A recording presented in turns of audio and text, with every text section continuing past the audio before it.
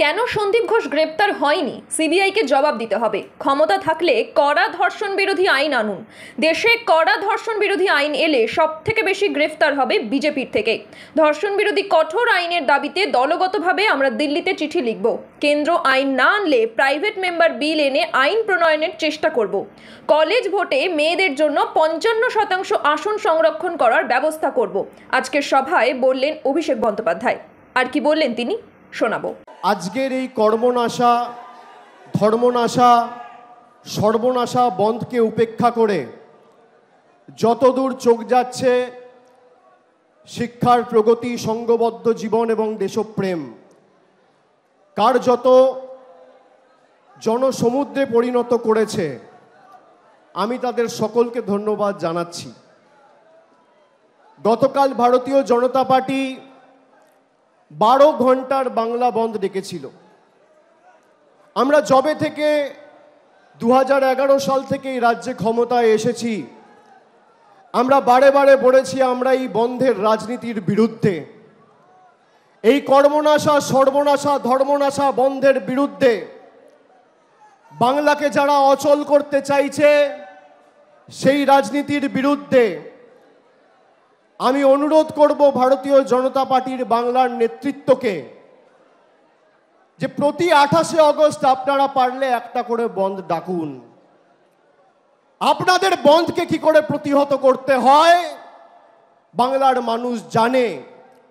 আজকের সমাবেশে যে সংখ্যায় ছাত্র যুবরা, তরুণরা এই সভাস্থলে মেয়র রোডে এসে উপস্থিত হয়েছে, আমি মনে করি বিগত দিনের প্রত্যেকটা 28 অগস্টের প্রতিষ্ঠা দিবসের কর্মসূচির রেকর্ড আজকের এই সমাবেশ ভেঙে দিয়েছে।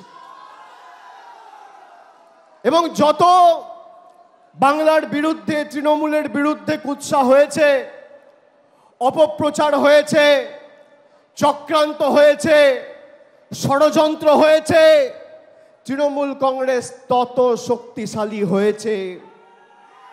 আমরা বিশুদ্ধ লোহার মতো সেই লোহাকে যত আঘাত করেছে, যত তাতিয়েছে, যত পুড়িয়েছে, যত প্রহার করেছে, সেই লোহা তত শক্তিশালী হয়েছে। একটা দুর্ভাগ্যজনক ঘটনাকে কেন্দ্র করে যেখানে সারা ভারতবর্ষের মানুষ আজকে বিচার চাইছে,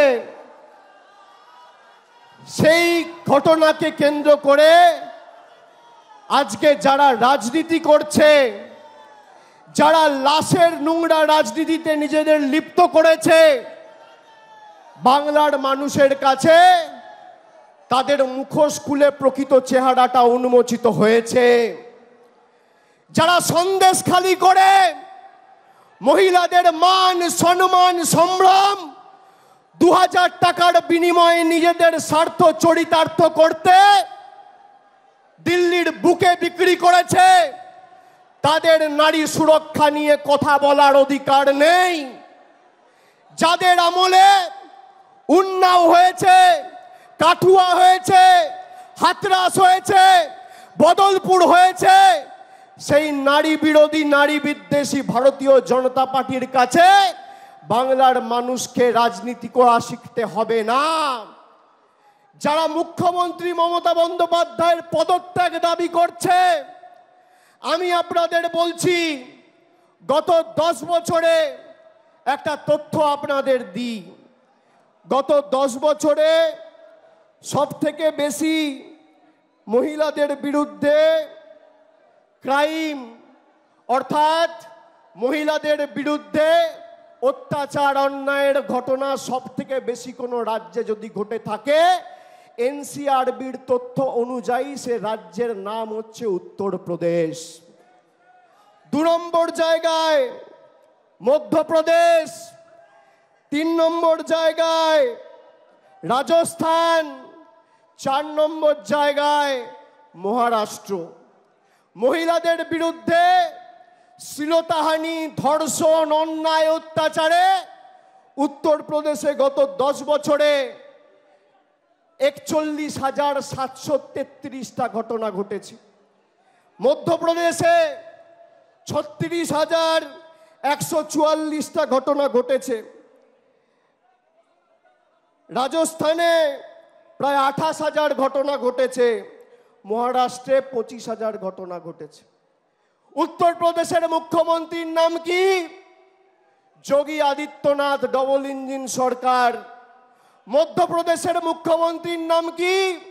মোহনলাল যাদব, ডবল ইঞ্জিন সরকার।